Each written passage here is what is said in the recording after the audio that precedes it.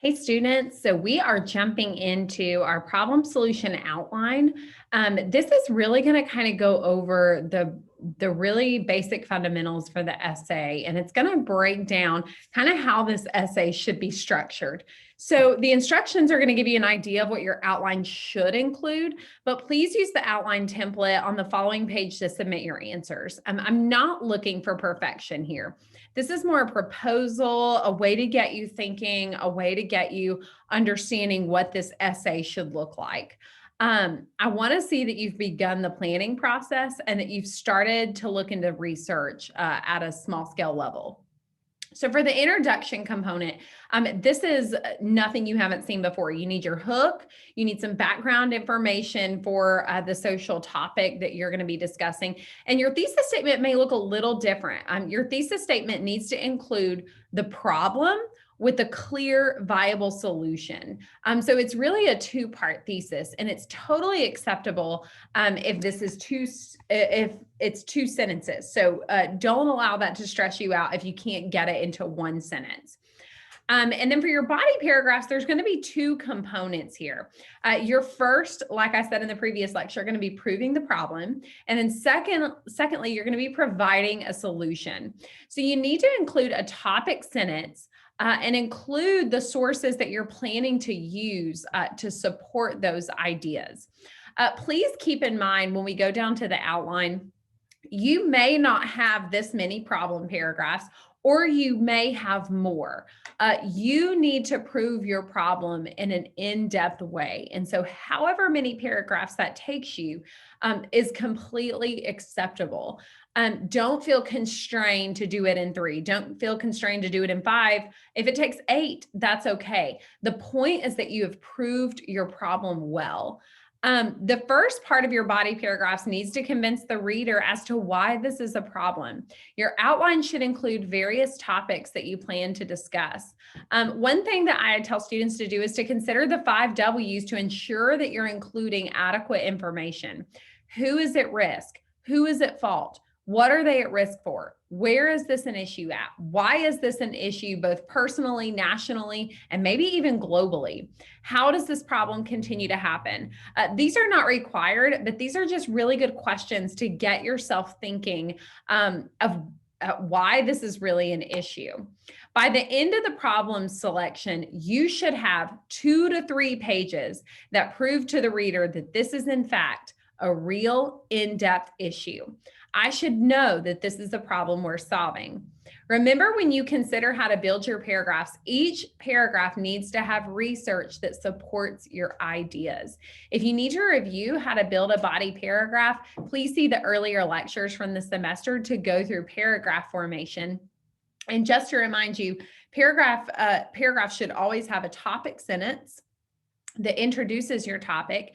It should have explanations that support that topic sentence, research that backs those claims, an explanation of the research that forms a deeper connection to the topic, and then always end with a summative sentence that summarizes the holistic paragraph. You should never begin or end a paragraph with research. What that does is it creates a paragraph structure where the paragraph relies on research rather than you doing the hard work and you doing the digging to ensure that they're your ideas and that you're simply using research to support those great ideas.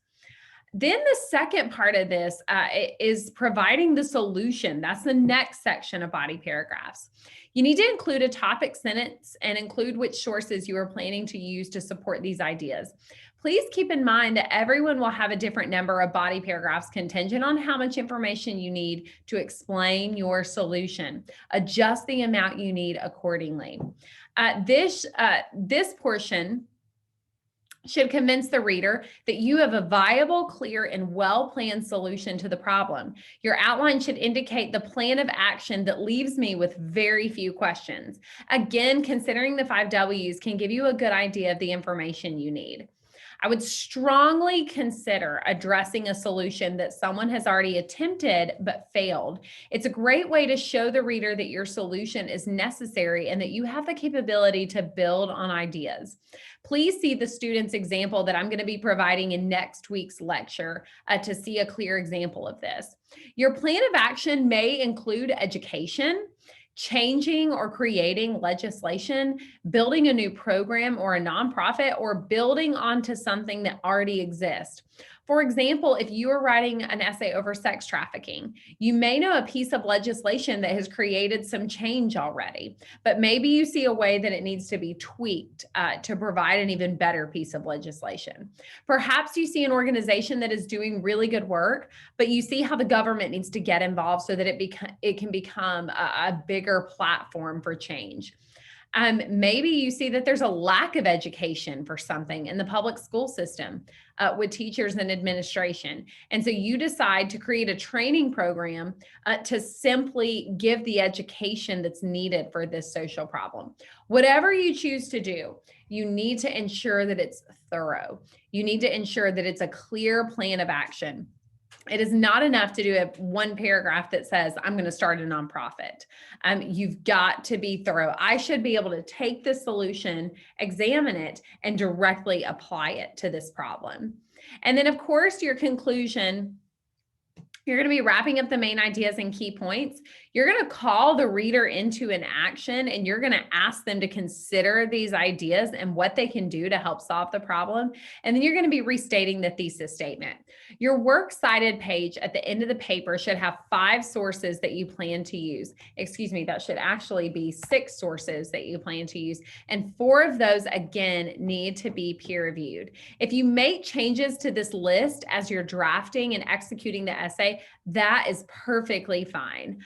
Just make sure that whatever you use in your paper, you are citing in that works cited page. I'm going to scroll down and show you the template here. In your introduction, of course, you have the hook, background information, and your thesis statement.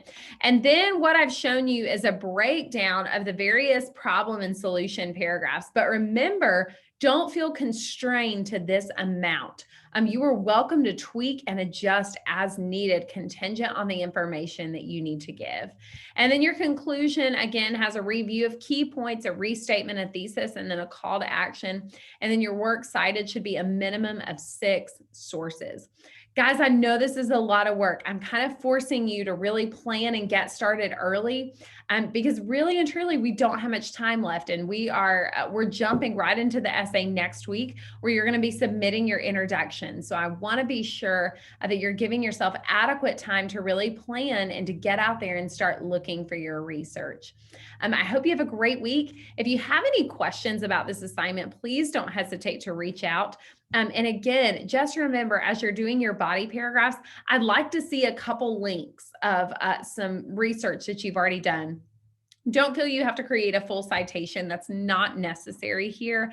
I just want to see that you have seen that the research is out there to support your claims. All right, I hope you have a great week and let me know if you need anything.